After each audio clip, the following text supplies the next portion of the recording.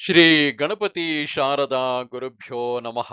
ಯತ್ರ ಯೋಗೇಶ್ವರ ಕೃಷ್ಣೋ ಯತ್ರ ಪಾರ್ಥೋ ಧನುರ್ಧರಃ ತತ್ರ ಶ್ರೀ ವಿಜಯ ಭೂತಿರ್ಧ್ರುವಾನೀತಿರ್ಮತಿರ್ಮಮ. ಶ್ರೋತೃಗಳಿಗೆ ಶ್ರೀ ಅಳಸಿಂಗರಾಚಾರ್ಯ ವಿರಚಿತ ಶ್ರೀ ವ್ಯಾಸ ಮಹರ್ಷಿ ಪ್ರಣೀತ ಶ್ರೀಮನ್ ಮಹಾಭಾರತದ ಭೀಷ್ಮ ಪರ್ವದ ಉಪಪರ್ವವಾದ ಭಗವದ್ಗೀತಾ ಪರ್ವದ 34ನೆಯ ಅಧ್ಯಾಯಕ್ಕೆ ಸ್ವಾಗತ. ಅಥ ದಶಮೋಧ್ಯಾಯಃ ವಿಭೂತಿಯೋಗಃ. ಇದು ಭಗವದ್ಗೀತೆಯಲ್ಲಿ ವಿಭೂತಿ ಯೋಗವೆಂಬ 10ನೆಯ ಅಧ್ಯಾಯವು. ಶ್ರೀ ಭಗವಾನುವಾಚ ಭೂಯ ಏವ ಮಹಾಬಾಹೋ ಶೃಣು ಮೇ ಪರಮಂ ವಚಃ ಯತ್ತೇಹಂ ಪ್ರೀಯಮಾಣಾಯ ವಕ್ಷ್ಯಾಮಿ ಹಿತಕಾಮ್ಯಯಾ. ಶ್ರೀಕೃಷ್ಣನು ಹೇಳುವನು, ಮಹಾಬಾಹು, ನೀನು ಅಕ್ಕರೆಯಿಂದ ಕೇಳುವವನಾದುದರಿಂದ ನಿನ್ನ ಹಿತವನ್ನು ಉದ್ದೇಶಿಸಿ ಮತ್ತೊಂದು ವಿಷಯವನ್ನು ಹೇಳುವೆನು. ಉತ್ತಮವಾದ ಆ ನನ್ನ ಮಾತನ್ನು ಕೇಳು. ನಮೇ ವಿದುಸ್ಸುರಗಣಾ ಪ್ರಭವಂ ನ ಮಹರ್ಷಯಃ ಅಹಮಾದಿರ್ಹಿ ದೇವಾನಾಂ ಮಹರ್ಷೇಣಾಂಚ ಸರ್ವಶಃ. ನನ್ನ ಮಹಿಮೆಯನ್ನು ದೇವತೆಗಳು ತಿಳಿಯರು, ಮಹರ್ಷಿಗಳು ತಿಳಿಯರು.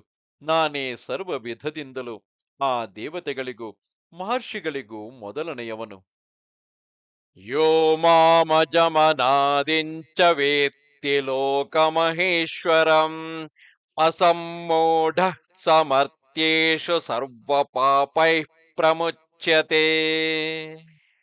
ಯಾವನು ನನ್ನನ್ನು ಜನ್ಮವಿಲ್ಲದವನೆಂದು ಅನಾದಿಯೆಂದು ಸರ್ವಲೋಕೇಶ್ವರನೆಂದು ತಿಳಿಯುವನೋ ಅವನೇ ಮನುಷ್ಯರಲ್ಲಿ ಅಜ್ಞಾನರಹಿತನು. ಅವನು ಸಮಸ್ತ ಪಾಪಗಳಿಂದ ಬಿಡಲ್ಪಡುವನು. ಬುದ್ಧಿರ್ಜ್ಞಾನಮಸಮ್ಮೋಹ ಕ್ಷಮಾ ಸತ್ಯಂ ದಮಃ ಶಮಃ ಸುಖಂ ದುಃಖಂ ಭವೋ ಭಾವಃ ಭಯಂ ಚಾಭಯಮೇವ ಚ. ಬುದ್ಧಿ ಎಂದರೆ ವಿವೇಚನಾ ಶಕ್ತಿ, ನಿಶ್ಚಯ ಜ್ಞಾನ, ಭ್ರಾಂತಿ ಇಲ್ಲದಿರುವುದು, ತಾಳ್ಮೆ, ಸತ್ಯ, ಅಂತರ್ ಇಂದ್ರಿಯ ನಿಗ್ರಹ, ಬಹಿರಿಂದ್ರಿಯ ನಿಗ್ರಹ, ಸುಖ ದುಃಖಗಳು, ಬದುಕುವುದು, ಕೆಡುವುದು, ಭಯ ಅಭಯಗಳು ಇವೆಲ್ಲವೂ ಪ್ರಾಣಿಗಳಿಗೆ ನನ್ನಿಂದಲೇ ಉಂಟಾಗುವವು. ಅಹಿಂಸಾ ಸಮತಾ ತುಷ್ಟಿ ತಪೋದಾನಯ್ಯಶೋ ಯಶಃ ಭವಂತಿ ಭಾವಾ ಭೂತಾನಾಂ ಮತ್ತ ಏವ ಪೃಥಗ್ವಿಧಾಃ. ಅಹಿಂಸೆ, ಎಲ್ಲರಲ್ಲಿಯೂ ಸಮಬುದ್ಧಿ, ತುಷ್ಟಿ, ತಪಸ್ಸು, ದಾನ, ಯಶಸ್ಸು, ಅಪಯಶಸ್ಸು ಹೀಗೆ ಬೇರೆ ಬೇರೆ ತರದ ಸ್ಥಿತಿಗಳೆಲ್ಲವೂ ಪ್ರಾಣಿಗಳಿಗೆ ಉಂಟಾಗುವುದು ನನ್ನಿಂದಲೇ. ಮಹರ್ಷಯಃ ಸಪ್ತ ಪೂರ್ವೇ ಚತ್ವಾರೋ ಮನವಸ್ತಥಾ ಮದ್ಭಾವಾ ಮಾನಸಾ ಜಾತಾಃ ಯೇಷಾಂ ಲೋಕ ಇಮಾಃ ಪ್ರಜಾಃ. ಪೂರ್ವದಲ್ಲಿ ಬ್ರಹ್ಮನ ಮನಸ್ಸಿನಿಂದ ಹುಟ್ಟಿದ ಸಪ್ತ ಮಹರ್ಷಿಗಳು 4 ಮಂದಿ ಮನುಗಳು ನನ್ನ ಉದ್ದೇಶವನ್ನು ಅನುಸರಿಸಿಯೇ ಲೋಕದಲ್ಲಿ ಪ್ರಜೆಗಳನ್ನು ಸೃಷ್ಟಿಸಿದರು.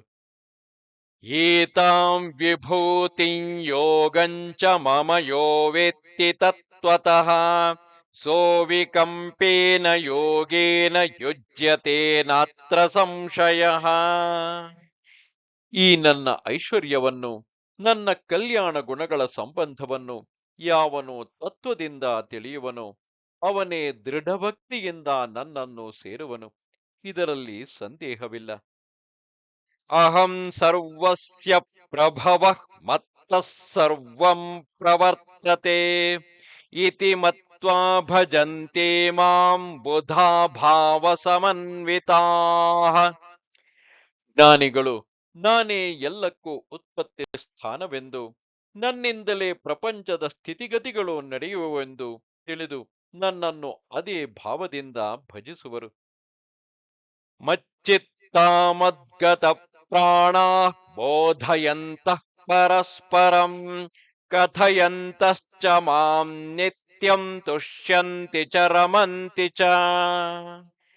ಅಂತಹವರು ನನ್ನಲ್ಲಿಯೇ ನಟ್ಟ ಮನಸ್ಸುಳ್ಳವರಾಗಿ ನನ್ನಲ್ಲಿಯೇ ತಮ್ಮ ಪ್ರಾಣಗಳನ್ನು ನೆಲೆಗೊಳಿಸಿ ನನ್ನ ಸ್ವರೂಪವನ್ನೇ ಅನ್ಯೋನ್ಯವಾಗಿ ಬೋಧಿಸುತ್ತಾ ಯಾವಾಗಲೂ ನನ್ನ ಕಥೆಗಳನ್ನೇ ಹೇಳುತ್ತಾ ಅದರಲ್ಲಿಯೇ ತೃಪ್ತರಾಗಿರುವರು. ತೇಷಾಂ ಸತತಯುಕ್ತಾನಾಂ ಭಜತಾಂ ಪ್ರೀತಿಪೂರ್ವಕಂ ದದಾಮಿ ಬುದ್ಧಿಯೋಗಂ ತಂ ಯೇನ ಮಾಮುಪಯಾಂತಿ ತೇ. ಹೀಗೆ ಯಾವಾಗಲೂ ಭಕ್ತಿಯೋಗದಿಂದ ಭಜಿಸುವವರಿಗೆ ನನ್ನನ್ನು ಸೇರುವುದಕ್ಕೆ ಉಪಾಯವಾದ ಜ್ಞಾನ ಯೋಗವನ್ನು ನಾನೇ ಪ್ರೀತಿಪೂರ್ವಕವಾಗಿ ಅನುಗ್ರಹಿಸುವೆನು. ತೇಷಾಮೇವಾನುಕಂಪಾರ್ಥಂ ಅಹಮಜ್ಞಾನಜಂ ತಮಃ ನಾಶಯಾಮ್ಯಾತ್ಮಭಾವಸ್ತಃ ಜ್ಞಾನದೀಪೇನ ಭಾಸ್ವತ. ಅವರನ್ನು ಅನುಗ್ರಹಿಸುವುದಕ್ಕಾಗಿಯೇ ನಾನು ಅವರ ಮನಸ್ಸಿನಲ್ಲಿ ನೆಲೆಗೊಂಡು ಪ್ರಕಾಶವಾದ ಜ್ಞಾನವೆಂಬ ದೀಪದಿಂದ ಅವರ ಅಜ್ಞಾನವೆಂಬ ಕತ್ತಲೆಯನ್ನು ತೊಲಗಿಸುವೆನು. ಅರ್ಜುನ ಉವಾಚ ಪರಂ ಬ್ರಹ್ಮ ಪರಂ ಧಾಮ ಪವಿತ್ರಂ ಪರಮಂ ಭವಾನ್ ಪುರುಷಂ ಶಾಶ್ವತಂ ದಿವ್ಯಂ ಆದಿದೇವಮಜಂ ವಿಭುಂ. ಅರ್ಜುನನು ಹೇಳುವನು, ದೇವ, ಋಷಿಗಳು ನಿನ್ನನ್ನೇ ಪರಬ್ರಹ್ಮವೆಂದು, ಪರಂಜ್ಯೋತಿ ಎಂದು, ಪರಮ ಪವಿತ್ರವೆಂದು, ಶಾಶ್ವತನು, ಪ್ರಾಕೃತನು, ಆದಿ ಕಾರಣನು, ಆನಂದ ರೂಪನು, ಸರ್ವವ್ಯಾಪಿಯೂ ಆದ ಪರಮ ಪುರುಷನೆಂದು ಹೇಳುವರು. ಆಹುಸ್ತ್ವಾಮರ್ಷಯಃ ಸರ್ವೇ ದೇವರ್ಷಿರ್ನಾರದಸ್ತಥಾ ಅಸಿತೋ ದೇವಲೋ ವ್ಯಾಸಃ ಸ್ವಯಂ ಚೈವ ಬ್ರವೀಷಿ ಮೇ. ಎಲ್ಲ ಮಹರ್ಷಿಗಳು, ದೇವ ಋಷಿಯಾದ ನಾರದನು, ಅಸಿತ ದೇವರನು, ವ್ಯಾಸಮುನಿಯು ಹೀಗೆಂದು ಹೇಳಿರುವರು. ನೀನು ಈಗ ಅದನ್ನೇ ನನಗೆ ಹೇಳುತ್ತಿರುವೆ. ಸರ್ವಮೇತದೃತಂ ಮನ್ಯೇ ಯನ್ಮಾಂ ವದಸಿ ಕೇಶವ ನಹಿ ತೇ ಭಗವನ್ ವ್ಯಕ್ತಿಂ ವಿದುರ್ದೇವಾನ ದಾನವಾಃ. ಓ ಕೇಶವ, ಈಗ ನೀನು ಹೇಳಿದುದೆಲ್ಲವೂ ಸತ್ಯವೆಂದೇ ನನಗೂ ನಿಶ್ಚಯವು. ಆದರೆ ನಿನ್ನ ಸ್ವರೂಪವು ಇಂಥದೆಂಬುದನ್ನು ದೇವತೆಗಳಾಗಲಿ ದಾನವರಾಗಲಿ ಯಾರೂ ಕಂಡರಿಯರು. ಸ್ವಯಮೇವಾತ್ಮನಾತ್ಮಾನಂ ವೇತ್ಥ ತ್ವಂ ಪುರುಷೋತ್ತಮ ಭೂತ ಭಾವನ ಭೂತೇಶ ದೇವದೇವ ಜಗತ್ಪತೆ. ಪುರುಷೋತ್ತಮ, ಓ ಸೃಷ್ಟಿಕಾರಣ, ಸರ್ವಭೂತೇಶ್ವರ, ದೇವದೇವ, ಲೋಕನಾಯಕ, ನಿನ್ನ ಸ್ವರೂಪವನ್ನು ನಿನ್ನ ಅಸಾಧಾರಣ ಜ್ಞಾನದಿಂದ ನಿನ್ನಲ್ಲಿ ನೀನೇ ತಿಳಿಯಬಲ್ಲೆ. ವಕ್ತುಮರ್ಹಸ್ಯ ಶೇಷೇಣ ದಿವ್ಯಾ ಹ್ಯಾತ್ಮವಿಭೂತಯಃ ಯಾಭಿರ್ವಿಭೂತಿಭಿರ್ಲೋಕಾಂ ಇಮಾಂ ತ್ವಂ ವ್ಯಾಪ್ಯ ತಿಷ್ಠಸಿ. ಆದುದರಿಂದ ಯಾವ ನಿನ್ನ ಮಹಿಮೆಗಳಿಂದ ನೀನು ಹೀಗೆ ಈ ಲೋಕವನ್ನೆಲ್ಲ ವ್ಯಾಪಿಸಿರುವೆಯೋ ಅಂತಹ ನಿನ್ನ ಅಪ್ರಾಕೃತ ಮಹಿಮೆಗಳನ್ನೆಲ್ಲ ನನಗೆ ವಿವರಿಸಲು ನೀನೇ ಸಮರ್ಥನು.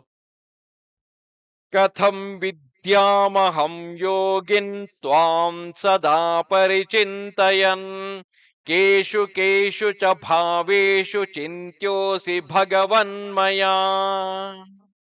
ಹೇ ಭಗವನ್, ನಾನು ಭಕ್ತಿಯೋಗವನ್ನು ಹಿಡಿದು ಸದಾ ನಿನ್ನನ್ನು ನೆನೆಸುವ ಮಾರ್ಗವನ್ನು ತಿಳಿಯುವುದು ಹೇಗೆ? ಯಾವ ಯಾವ ವಿಷಯಗಳಲ್ಲಿ ನಾನು ನಿನ್ನನ್ನು ಧ್ಯಾನಿಸಬೇಕು? ವಿಸ್ತರೇಣಾತ್ಮನೋ ಯೋಗಂ ವಿಭೂತಿಂಚ ಜನಾರ್ದನ ಭೂಯಃ ಕಥಯ ತೃಪ್ತಿರ್ಹಿ ಶೃಣ್ವತೋ ನಾಸ್ತಿ ಮೇ ಮೃತಂ. ಓ ಜನಾರ್ದನ, ನಿನ್ನ ಸೃಷ್ಟಿಕಾರಣತ್ವವನ್ನು, ನಿನ್ನ ಪ್ರಭಾವವನ್ನು ಇನ್ನೂ ವಿವರವಾಗಿ ನನಗೆ ತಿಳಿಸಬೇಕು. ಅಮೃತ ಸಮಾನವಾದ ಇದನ್ನು ಎಷ್ಟು ಕೇಳಿದರೂ ನನಗೆ ತೃಪ್ತಿಯಿಲ್ಲದಿದೆ. ಶ್ರೀ ಭಗವಾನುವಾಚ ಹಂತ ತೇ ಕಥಯಿಷ್ಯಾಮಿ ದಿವ್ಯಾಖ್ಯಾತ್ಮವಿಭೂತಯಃ ಪ್ರಾಧಾನ್ಯತಃ ಕುರು ಶ್ರೇಷ್ಠ ನಾಸ್ತ್ಯಂತೋ ವಿಸ್ತರಸ್ಯ ಮೇ. ಶ್ರೀಕೃಷ್ಣನು ಹೇಳುವನು, ಓ ಕುರುಶ್ರೇಷ್ಠ, ಆ ನನ್ನ ದಿವ್ಯ ವಿಭೂತಿಗಳನ್ನೆಲ್ಲ ಪೂರ್ಣವಾಗಿ ಹೇಳಿ ಕೊನೆ ಮುಟ್ಟಿಸುವುದೇನೋ ಸಾಧ್ಯವಲ್ಲ. ಅದರಲ್ಲಿ ಪ್ರಧಾನವಾದುದನ್ನು ಮಾತ್ರ ಸಂಗ್ರಹಿಸಿ ಹೇಳುವೆನು. ಅಹಮಾತ್ಮ ಗುಡಾಕೇಶ ಸರ್ವಭೂತಾಶಯಸ್ಥಿತಃ ಅಹಮಾದಿಶ್ಚ ಮಧ್ಯಂಚ ಭೂತಾನಾಮಂತ ಏವ ಚ.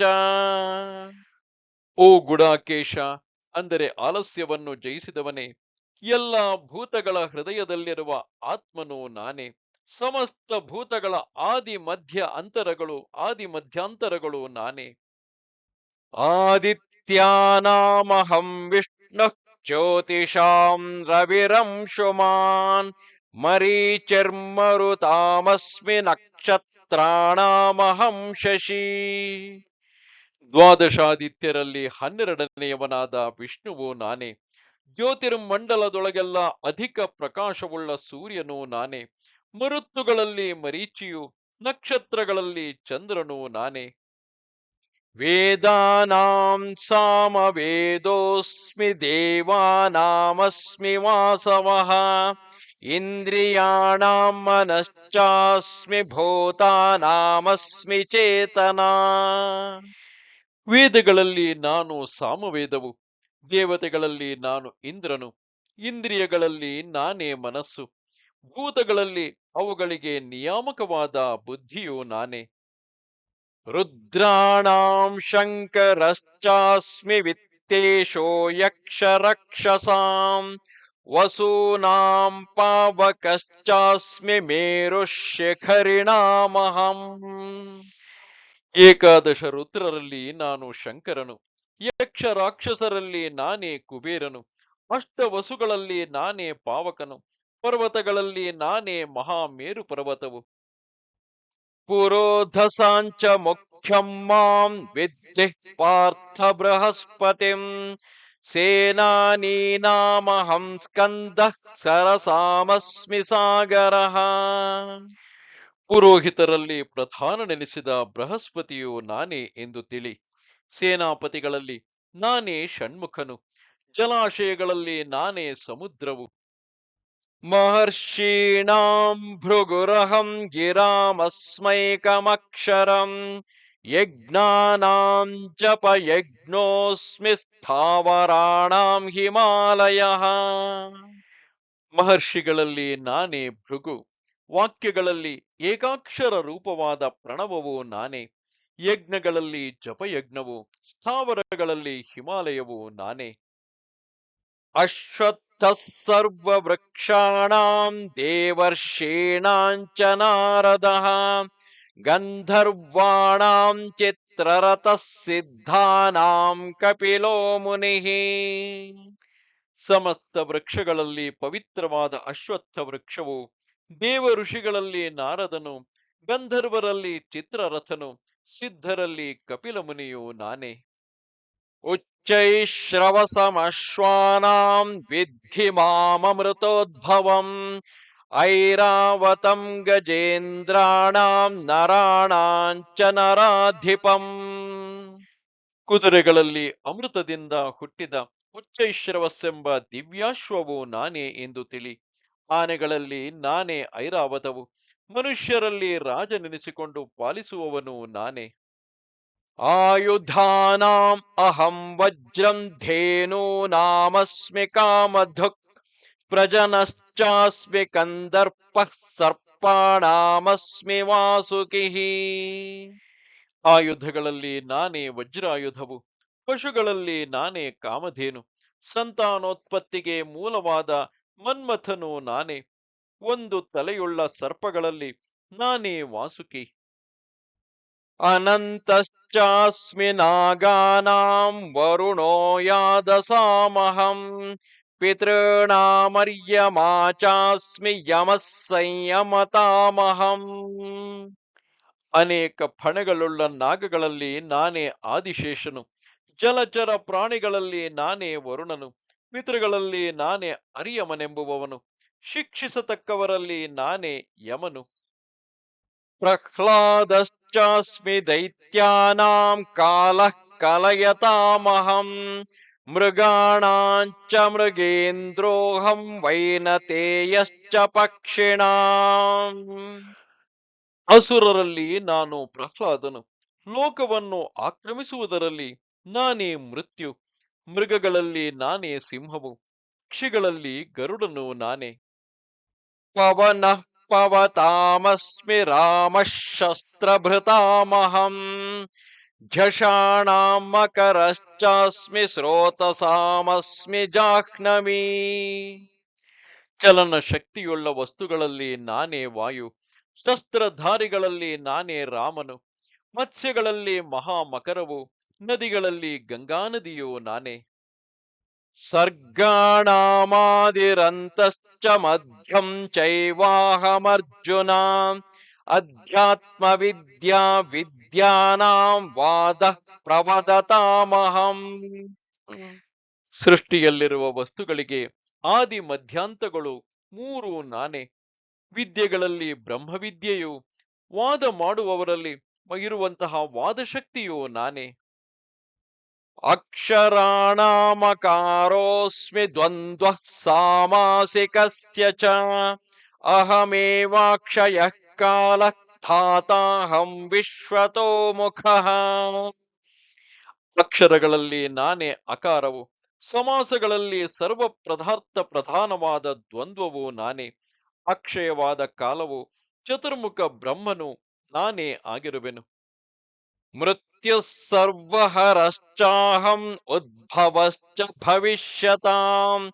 ಕೀರ್ತಿಶ್ರೀರ್ವಾಕ್ಷ ನಾರೀಣಾಂ ಸ್ಮೃತಿರ್ಮೇಧಾ ಧೃತಿ ಕ್ಷಮಾ. ಸಮಸ್ತವನ್ನು ಉಪಸಂಹಾರ ಮಾಡತಕ್ಕ ಮೃತ್ಯುವು ನಾನೇ. ಜನ್ಮಿಸತಕ್ಕವರ ಉದ್ಭವವು ನಾನೇ. ಪ್ರಿಯರಲ್ಲಿ ಲಕ್ಷ್ಮಿಯು, ಕೀರ್ತಿಯು, ವಾಣಿಯು, ಸ್ಮರಣ ಶಕ್ತಿಯು, ಬುದ್ಧಿಶಕ್ತಿಯು, ಧೈರ್ಯವು, ತಾಳ್ಮೆಯು ನಾನೇ. ಬೃಹತ್ಸಾಮ ತಥಾ ಸಾಮ್ನಾಂ ಗಾಯತ್ರಿ ಛಂದಸಾಮಹಂ.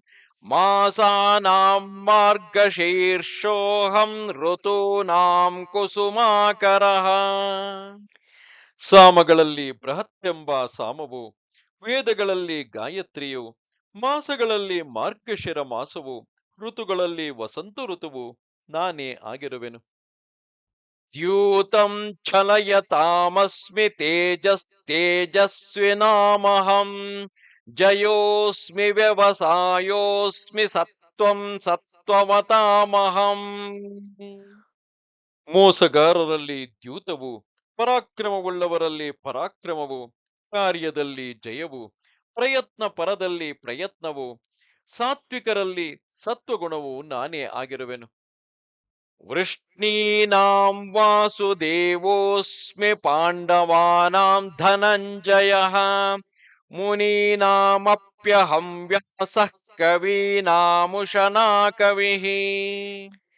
ಅರ್ಜುನ, ಈಗ ವೃಷ್ಣಿಗಳಲ್ಲಿ ವಾಸುದೇವನು, ಪಾಂಡವರಲ್ಲಿ ಧನಂಜಯನು ಅಂದರೆ ಆ ಅರ್ಜುನನು, ಮುನಿಗಳಲ್ಲಿ ವ್ಯಾಸನು ನಾನೇ ಆಗಿರುವೆನು. ಕವಿಗಳಲ್ಲಿ ನಾನೇ ಶುಕ್ರಾಚಾರ್ಯನು. ದಂಡೋ ದಮಯತಾಮಸ್ಮಿ ನೀತಿರಸ್ಮಿ ಜಿಗೀಷತಾಂ. ಮೌನಂ ಚೈವಾಸ್ಮಿ ಗುಹ್ಯಾನಾಂ ಜ್ಞಾನಂ ಜ್ಞಾನವತಾಮಹಂ. ದಂಡಿಸತಕ್ಕವರಲ್ಲಿ ನಾನೇ ದಂಡವು. ಜಯಾಪೇಕ್ಷೆಯುಳ್ಳವರಲ್ಲಿ ಜಯ ಸಾಧಕವಾದ ರಾಜನೀತಿಯು ನಾನೇ. ರಹಸ್ಯಗಳಿಗೆ ಮೌನವು, ಜ್ಞಾನಿಗಳಿಗೆ ಜ್ಞಾನವೂ ನಾನೇ. ಯಚ್ಚಾಪಿ ಸರ್ವಭೂತಾನಾಂ ಬೀಜಂ ತದಹಮರ್ಜುನ. ನ ತದಸ್ತಿ ವಿನಾ ಯತ್ ಸ್ಯಾತ್ ಮಯಾ ಭೂತಂ ಚರಾಚರಂ. ಅರ್ಜುನ, ಹೆಚ್ಚೇಕೆ?